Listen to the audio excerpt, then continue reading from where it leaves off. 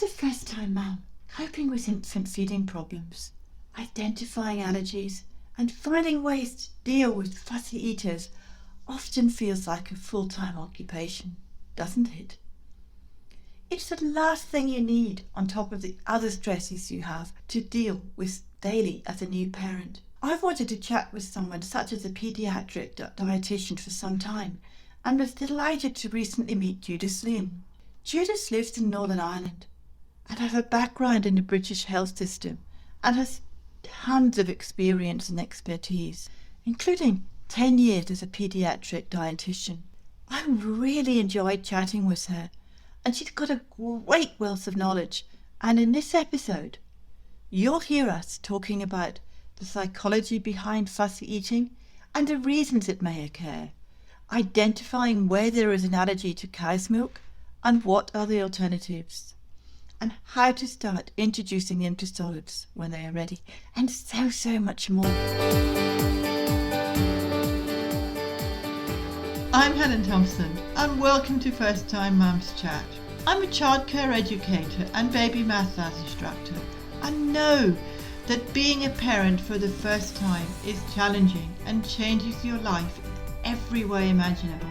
To help ease your transition into parenthood, I aim to offer supportive, holistic approaches and insights for mums of babies aged mainly from 4 weeks to 10 months old.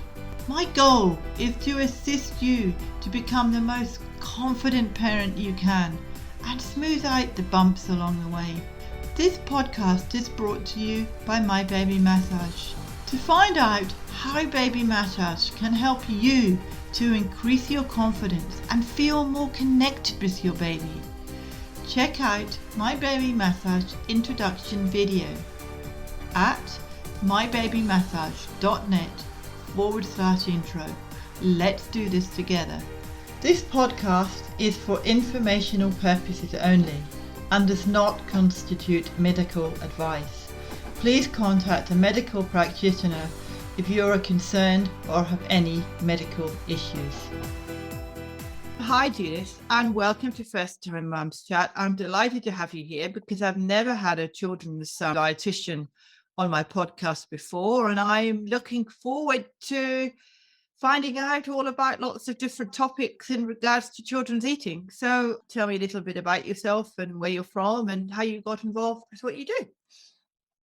Absolutely. Well, thanks very much for inviting me to come on, Helen. My name is Judith Lynn. I'm a paediatric or children's dietitian, and I've worked as a dietitian for about 20 years and specialised in children over the last 10. I'm from Northern Ireland and I trained as a dietitian in Scotland, and I've worked sort of all over the UK. So I worked for the NHS for about years or so, and then I decided to go into private practice, and that's what I'm doing now, simply because I have a young family. I was sick of the whole commute, and I just kind of wanted to free up my own time and sort of be in control of my own schedule.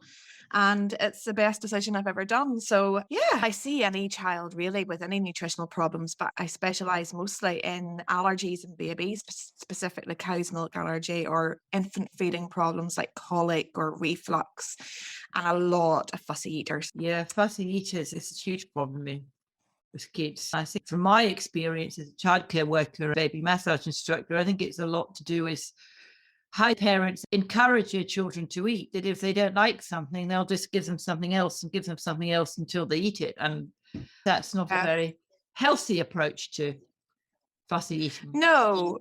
And I suppose there's a lot of psychology around fussy eating, a lot of psychology to do with body language, like the language you're using around children, the environment in which the children eat has an awful lot to do with it. And putting an awful lot of pressure on children as well to eat is not necessarily conducive of a healthy environment. But I think there's a lot of elements, moving parts involved with fussy eaters. Sometimes children are fussy eaters for a genuine reason. Maybe they just didn't have a really good weaning experience. Maybe they had a really bad choking episode. Maybe they had a really bad teething episode where they got all their teeth in one go. Maybe the children who've had allergies or reflux, or maybe have had an allergic reaction, even as a baby, they remember that, and they can associate food with causing them pain. They can be quite fearful of trying new things. That can be a problem too. But you know what? 50% of all toddlers are going to be fussy. And sometimes it's just a developmental thing and you just have to ride it out. Or they're just learning, tasting new things, and they may not like the taste. So- Absolutely. And there's loads of things that we as adults will eat now that we didn't as a child. And sometimes it's just being mindful that we've had years of experience of trying foods and acquiring a taste for food, and children just haven't.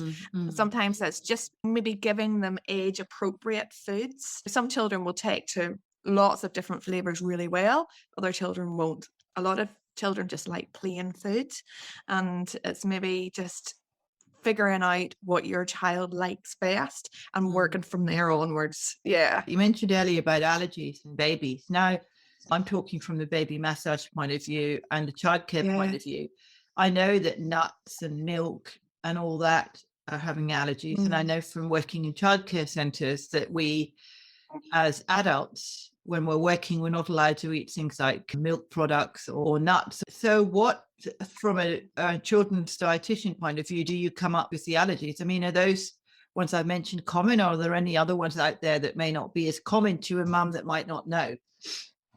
So the majority of allergies that I will see in a baby is cow's milk allergy, and probably seems quite common, but actually it really only is in 3 to 5% of babies. And there's two different types of allergies that we see. And there's IgE mediated allergy, which is the immediate allergy that you maybe would know if a child was to have an allergic reaction to something. The IgE mediated is the immediate flare that can turn into an anaphylactic reaction. And then there's non-IgE. So non-IgE is more a delayed response.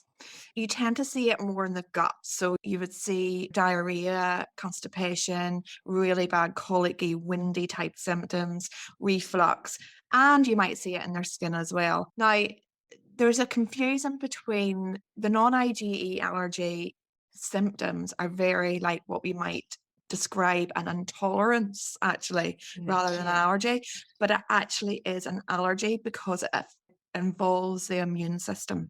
It just means that the immune system has a delayed response to the allergen, so that the symptoms are delayed. And actually the majority of cow's milk allergy is the non-IgE mediated type. So it's quite difficult to diagnose sometimes because the symptoms are so similar to other things a baby might be having. So colic or maybe infant feeding issues where they might be quite windy. Some babies do get loose stools. Some babies are quite unsettled initially in the early stages. If you think about it, a baby's little gut is coming out sterile when they're born, and it has to develop over the coming months and years. And we now realize in research, and this is more up and coming, is that the gut has a big influence on our immune system, and the gut microbiome has a big influence on our immune system.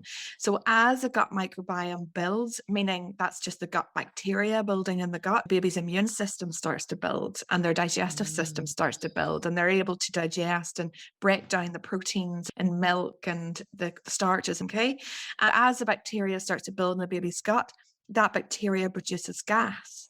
So the gas can be what maybe causes the pain in babies sometimes. So you tend to find colicky type symptoms resolve around about 3-4 month mark. However, if those symptoms are not resolving and they're paired with other symptoms like really bad reflux, really profuse diarrhea, or really chronic constipation, and a very, very unsettled baby that is all day long rather than maybe just a few hours in the day, then we have to think this is not normal. Is there something else going on? Yeah. I know when we spoke, you mentioned to me that formula powder had cow's milk in it. And I remember being a bit surprised, thinking to myself, well, I didn't realize that. I always think of milk allergies as when your baby's being breastfed because of your mum, if they're drinking milk or eating cheese or anything like that. That's all to do with dairy. But when you said that to me, I was a bit surprised. So if a baby has got that allergy to dairy, Can you give them like goat's milk, or can you get a goat's milk formula? So yes, that's right. Formula milk, like the standard ones that you buy in the shop, they are made from skim milk powder. So they're made from cow's milk, dried powder, and they're manipulated to make them more like breast milk. But you are never going to get a cow's milk to be like breast milk ever, because the proteins are so different. But they try their best, and then they add the vitamins and minerals in there, the multivitamins and minerals. So what we tend to find is that actually the cow's milk allergies tend to be more in the bottle-fed babies, but that does not mean that we don't see it in breastfed babies. Actually do. But if a breastfed baby is reacting to something and we're suspecting it's cow's milk that mum is eating in her diet, they're likely to be very, very sensitive to the milk, because whatever you eat as a mum, those nutrients is turned into milk for your baby. So the proteins that you eat through dairy and then goes into breast milk, those proteins are already quite broken down and they're already quite filtered. So yeah, and whenever you break down the proteins, they're better digested, they're better tolerated, and you're less likely to get this allergic reaction. So actually, you see it less in breastfed babies, but if a breastfed baby has an allergy to cow's milk or to anything else, then they're likely to be quite sensitive to that allergen. Okay. Mm-hmm. So if you are bottle feeding your baby and you suspect your baby is having cow's milk allergy, then you need to get a different formula altogether.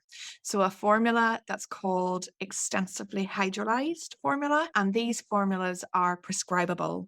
And what they've done is they've broken the proteins down. So if you can imagine a protein, if you were to look at it through a microscope, like a paper chain, and that paper chain could be any length. Okay.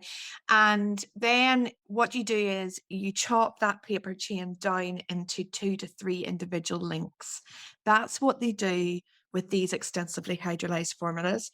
When they break those proteins down into small link chains called peptides, the baby is able to process and digest those proteins better, which lowers the risk of this reaction or these symptoms appearing. Some babies are still sensitive to that. Then they would have to go on to what we call an amino acid-based formula. And that's just where the proteins are completely broken down into the individual single links. Okay. So there is things that we can do, and there's treatment plans that we can advise for these babies. Are you sleep deprived, completely exhausted, overwhelmed, and caffeine is now your blood type? Are you feeling guilty over letting your baby cry it out in their crib because you just don't know what else to do? My Colicky Baby 101 online course teaches you simple, easy to do techniques that focus specifically on soothing conditions such as colic, constipation, and gas. Doing these daily can help soothe your baby and get you some well-needed rest. Wouldn't that be amazing? With this simple, fast-paced course, you will be putting these techniques to work in a short time, whilst also building a closer bond with your baby. So to get started now, go to mybabymassage.net/online. mybabymassage.net/online. So just a question about what you were saying about the formulas. If you just decided as a mum that you didn't want to give your baby a powdered formula that had the milk in it, is it from a nutritional point of view okay to say, right, well, I'd like to go down the route of goat's milk or what you were talking about? Is that okay as a nutrition point of view, or is it not giving the baby enough nutrients? Okay, so yeah, that's a really good point. So for cow's milk allergy, and I'll talk about for normal babies now in a minute, but for cow's milk allergy, we don't advise any other mammal's milk apart from our own, such as sheep. Yep. Yeah, such as sheep or goat's milk, because the protein structure is very, very similar to cow's milk. So 90% or more of babies with a cow's milk allergy will react to goat's milk, and maybe slightly less to sheep's milk. Okay. So what you might find an initial improvement if you switch over to some of these milks, because the structures of the milks are slightly different, the starches are slightly different, and you might see an initial improvement, but then the symptoms tend to come back. And that can happen too if you switch over to a lactose-free milk. A lactose-free milk is removing the sugar from the milk rather than the proteins. And you might find an initial improvement because your baby's got a little rest because they're not having to break down the lactose, but then symptoms tend to come back. So we don't advise any other mammal milks for cow's milk allergy babies. But in terms of a normal baby, you can get goats-based infant formula. It's on the market. They're not as popular, but you could give your baby a goat's milk formula if you wished from birth. If they had an allergy to the goat's milk, you're saying 99% of the time they might actually have an allergy to dairy as well? Absolutely. Yes. Yeah. Yeah. You can get soya-based formulas. We don't generally advise soya formulas until 6 months of age for babies, simply because there's natural estrogens and we don't advise it just until the baby's a little bit older. Although they can be marketed from birth, but health professionals would say, look, leave it until 6 months before you would try a soya-based formula. Yeah.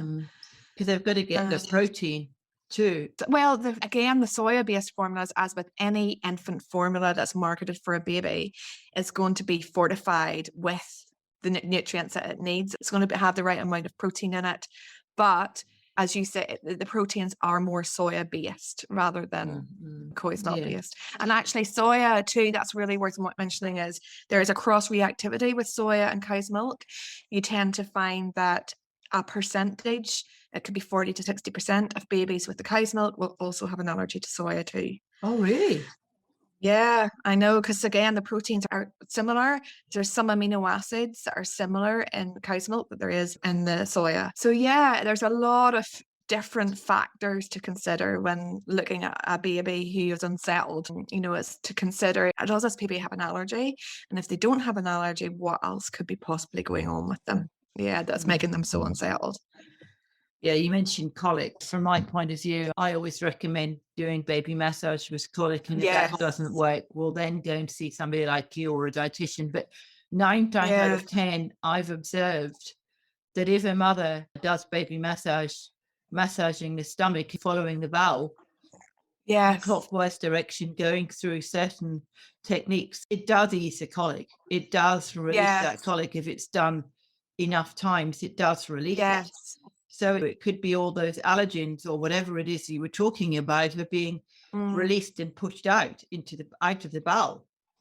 Yes, absolutely. The body's wanting to push it out. And colic is something a lot of babies get, and there's not that much research done into it. I think there really needs to be more. But what we do know is that it goes as quickly as it appears sometimes. Yes. And for a mother, I think when their baby's suffering from colic, they just want a quick release, because absolutely, it's so frustrating for them. They get their babies are just crying constantly because they're in so much pain.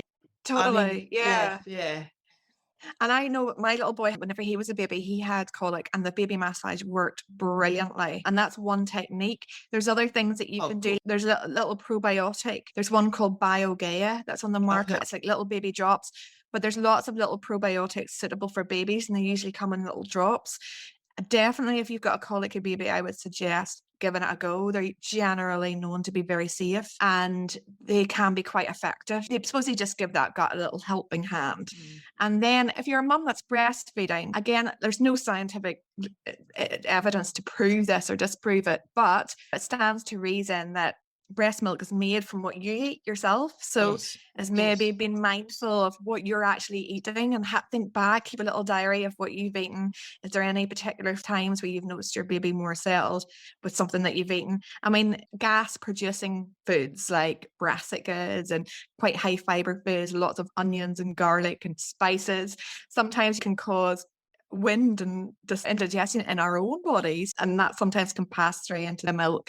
I wouldn't suggest stopping them. I would just say be mindful, maybe don't have garlic for lunch and dinner and then lunch the next day and lots of consecutive meals in a row, if you know what I mean. So I'm thinking about baby late weaning. I would always give a child a few things. I wouldn't give them too many things on a plate at once. I'd probably give them maybe a bit of cooked broccoli and maybe a bit of carrot or something.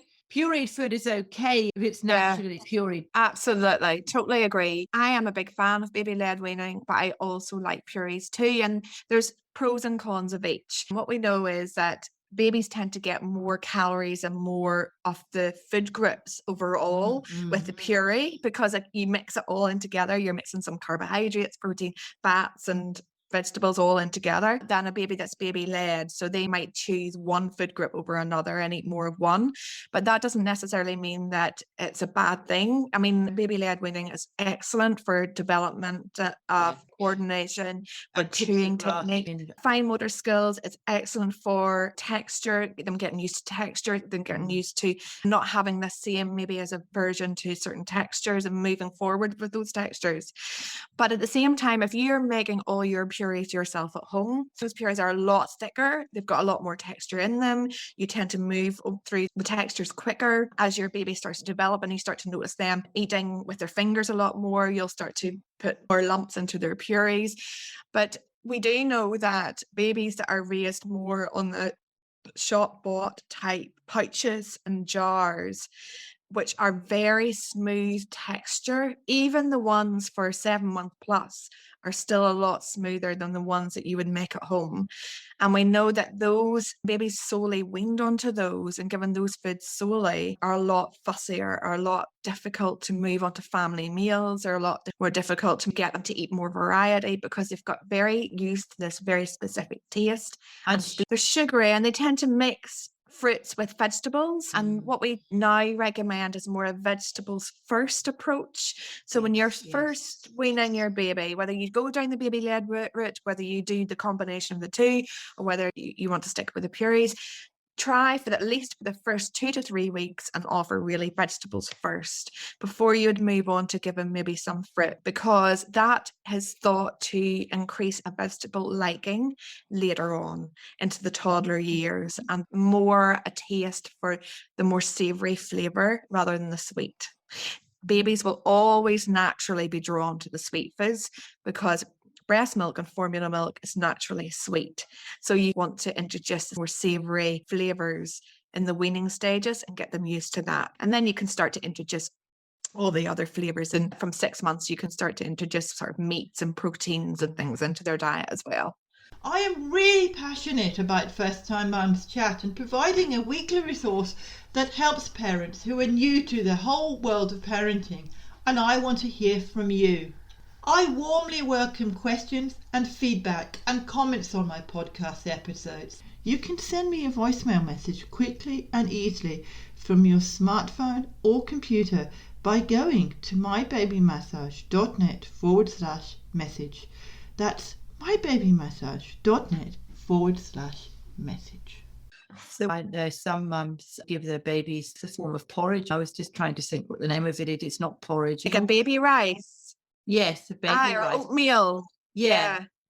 Is that a good thing to give them to begin with when you first start? Or should you just give them, when I say broccoli, I'm not saying you give them a huge chunk of broccoli. I'm not saying that at all. But you might just cut a bit off and give them that. Or should you start by giving them that? Or just automatically go right in there and give them a bit of broccoli or give them a bit of carrot or whatever it is? So first weaning foods, if you're weaning your baby around 5 months old. Yeah. I'd say slightly before 6 months, you decide your baby's ready and you want to start introducing solids. I would recommend you would start more with purees. Absolutely cereals. So all suitable first foods are cereals like baby rice, porridge, and then all the vegetables. And you could go for vegetables like potatoes, sweet potatoes, butternut squash, carrots, parsnips. And then you could mix in a little bit of butternut squash puree in with your baby rice or some of the cereals if you wanted. And what we generally tended to do before is we maybe would have mixed in some banana into the baby rice or apple puree into the baby rice to sweeten it. But I would suggest reframing from doing that and maybe just giving the baby rice the way it is, mixed in with the baby's normal milk, or mixing in a little bit of butternut squash or carrot puree or something in there. And carrots and butternut squash are actually naturally quite sweet, but they're not too sweet. They won't have as much sugar in them. Yeah. What about giving them the puree? You know what you're talking about there, but instead of mashing the pumpkin or whatever you're going to mash, just cook it so it's really soft, so it's in a chunk. but it's Absolutely. really, really soft. So they've got the option of, okay, I'm going to have this, or I'm going to pick this up and I'm going to squeeze it and I'm going to throw it at mum. Play with I'm going to it throw it and on the the floor, floor. or I'm going to do Yeah. whatever I'm going to do with it. It might get to my mouth, but if it doesn't, at least I've had that experience of the texture. And then the next time they'll eat everything. Completely agree. I think that definitely you can get spoon stuff into them at the same time they have their own finger foods in front of them to play with, to feel, to smell, to initiate those senses, to create awareness and understanding of what food is and how it is in its whole form. And then over time, they'll start to lift that and they'll start to eat it. And surprisingly, they do not need one tooth in their head to be able to eat things and chew it. And my son didn't have any teeth until he was 9 months, and he was eating little bits of chicken and potato whole and little bits of broccoli. And obviously you want to have it soft so that it's okay for the gums. But yeah, they are very resilient. Children are very resilient, and babies, they grow and thrive so quickly. And their little cognition and everything develops so quickly that they are quite able to cope with finger foods and chew it and bite it. And of course, they copy you as well. They go by repetition and copying, and it's all a learning curve. You want to really offer these textures because it really does help them later in life. You may have a toddler that goes through a fussy stage, and most of them do, but they will ride it out. They're used to eating with their hands. They're used to self-feeding. They're used to this because you've offered to them at the time of weaning. So it just makes them a better eater and a more varied eater and a more mindful eater as well. And it gives them more of an opportunity to taste different things so that they're more happy to taste different things. Yeah. Absolutely. Yeah. And you want to give them just your food as well. Don't make them fancy, special baby meal. Just give them what you're having yourself, because then they'll get used to the way you cook, the flavors that you have in your family. And that's what they're used to from the very, very start. So if you're having a meat, potato and vegetable dinner, you give them the meat, the potatoes and the vegetables. You might not want to give them too much gravy because they're stuck in the gravy, but you can give them the meat juices. You could put a little bit of butter in there, or you can just have little bits on their plate too that they can play with and they can experiment with. And if you're making a spaghetti bolognese, again, you would take theirs out before you'd maybe put a stock cube in or add salt to yours. And then you would just give them the mince and bolognese and some pasta. Yeah. And you can freeze your dinners there, or you making yourself. You can portion out for them and put them in the freezer so you've got it there. I know a lot of mums do worry about the choking. Make it small. And remember, babies have very, very acute instincts. So their instinct is to gag. And that's exactly what you want. You want them gagging, because when they gag, they're not going to choke.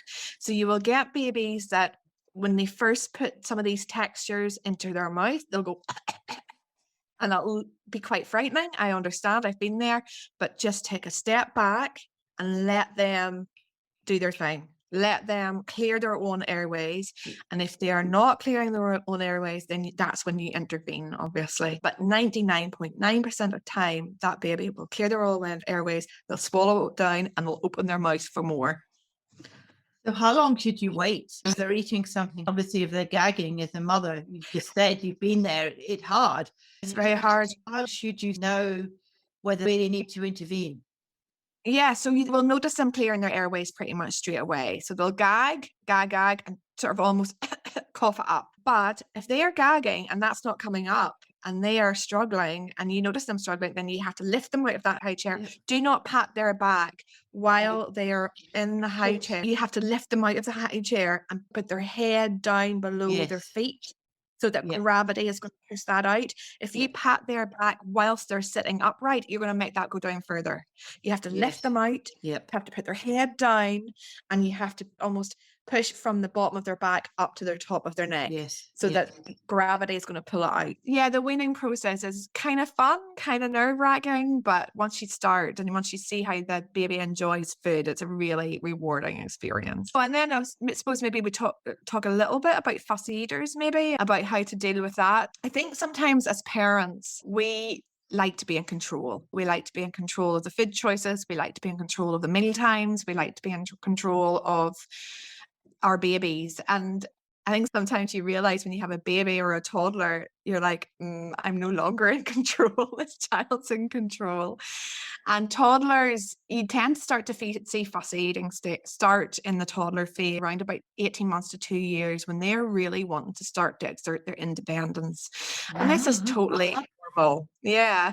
And they want to be more in control of their own bodies. And if you think about a child, children are growing very rapidly. They have quite high calorie requirements compared to us, but they've got tiny tummies. Okay. So it takes very little to fill your baby up. All right. So babies and toddlers are very, very in tune with their appetite. And they literally will not eat if they are not hungry. Okay. So sometimes if your baby is really refusing a meal, and you're starting to notice a pattern that is every single day they will not eat lunch, or every single day they will not eat dinner, or every single day they're not a great breakfast eater, really think about your timings of foods, snacks, and bottles and milk drinks, okay? Because if, for example, your toddler's got up, you've given them a bottle of milk, then an hour later you're giving them a breakfast. They really love their breakfast. They would eat a great big breakfast. Then maybe an hour and a half later, they're having a snack and they go down for a nap, okay? And then they wake up at 12 o'clock or 12:30 and they're not eating their lunch. Well, let's think about what their baby had. It's like a full bottle of milk, they had a great big breakfast, and they had a snack. They've probably had more than half their calorie requirements in the day already, and it's only 12 o'clock. That's probably why they're not eating, you know? Mm-hmm. But we have this expectation they should be eating at breakfast, they should be eating at lunch, they should be eating at dinner, and they should be having snacks, and they should be having these amount of bottles in the day, or these amount of milk drinks in the day. And, you know, it doesn't always work like that. Children will eat when they're hungry and not eat when they're full. And also, just like us adults, whenever they're full, things don't taste as nice. All of a sudden you lose an appetite for things and you don't want to eat it. Things don't have the same flavor, the same appeal. So if you're offering this beautiful dinner and it might have some new things on it that they maybe are not so familiar with, they are absolutely definitely not going to try those things if they are full, but they may try them if they are hungry. Okay. So you want to create an appetite in your child. Be mindful how much you're giving them at snack times, of how much milk they're drinking. Like, milk is great, don't get me wrong, it's so nutritious and we all need to drink it, but actually toddlers only really need 3 portions of dairy a day to meet their calcium requirements, and 1 portion is equivalent to about 100 to 150 mils of milk, or about 20 grams of cheese, or a small pot of yogurt. Now, if your baby is having maybe 3 glasses or cups or bottles of milk a day, plus yogurt, plus cheese in their diet, plus all the food, then it stands to reason that they're maybe getting filled up with milk, because milk is a liquid, but it's also a food. So it's going to fill that tiny little tummy up really, really quickly. And it's got lots of protein and fats and carbohydrates in there, but it doesn't have any fiber and it doesn't have any iron. So it's going to affect the overall nutritional value of their whole day if they're filling up milk. So just be mindful of those things as well. Other techniques: allow your children to self-feed. They like to be independent. They want to feed themselves. So go and buy yourself little toddler cutlery, knives and forks, crockery, fancy little plates with smiley faces on them, and let them get on with it. Give them the spoon, give them the fork, let them have that independence and let them self-feed. And another thing too is that eating together as a family is really great for development. They get to watch you eat, and they get to watch the dad eat. But when you're sitting around the table as a family, the focus is not solely on them. The focus is on the family, having a chat about your day, and they get to listen. And sometimes whenever your baby eats separately from you, you're sitting down beside them and you're feeding them. You're giving them so much focus. They can feel a bit overwhelmed and a bit intimidated and a bit kind of, stop watching me, go away and leave me alone. You can imagine yourself as a person and somebody was sitting there watching you and feeding you. you would be like, get away from me and leave me alone and let me get on with it myself. So the children have all those emotions and all those feelings we have. So you have to almost encourage this independence and allow them to feed and kind of give them the space to be able to feed themselves and eat what they want as well. So that's some techniques for fussy eating. There's loads more. Well, thank you. You've given us a lot of wonderful techniques there, and I really appreciate that. So if somebody wants to get in touch with you or find out more about what you do, where do they go to find that? So you can go to my website, littlemonkeynutrition.com, and on the homepage, there's quite a lot of really good information. I have a step-by-step guide to diagnose your baby with cow's milk allergy. If you click on the cow's milk allergy tab at the top, that'll take you in and the guide will be in there. It's very useful and it goes through the diagnosis, the symptoms, trying to identify your baby's symptoms, eliminating milk from your diet or changing over to a different formula for a period of about 2 to 4 weeks and then challenging. And that's how we diagnose it. And actually, what that does, even if during the challenge phase, the symptoms don't come back and you're not convinced that it's an allergy, that gives you a lot of information. That says, right, okay, well, this problem that my baby is having is not actually due to an allergy. What is it? Is it another infant feeding problem? Is it a tongue tie? Do I need to look at the way I'm feeding my baby in terms of bottle feeding or even breastfeeding, things like that? And I do one-to-one appointments as well. So yeah, that's me. Well, thank you for that, Judith. I really enjoyed talking to you, and I've actually learned so much, particularly about the allergies and how it all works. So thank you so much for being a part of the podcast. Not at all. And thanks very much for inviting me to come along. I hope you learned plenty from Judith about identifying cow's milk allergies and also how you can cope with fussy eating. I highly recommend checking out Judith's website on her free step-by-step guide to diagnose your baby with cow's milk allergy. Judith also has an amazing baby and toddler nutrition Facebook group where you can gain access to live trainings, share recipes and get advice from her as well as other parents, and I highly recommend checking out this community. I've included links to these and also Judith's social media in the episode show notes, which can be accessed at mybabymassage.net/podcast/092. Please help me spread the word to other mums by rating and reviewing my podcast on Apple Podcasts. This helps me support more mums, yes, just like you, for a smooth journey into the exciting world of parenthood.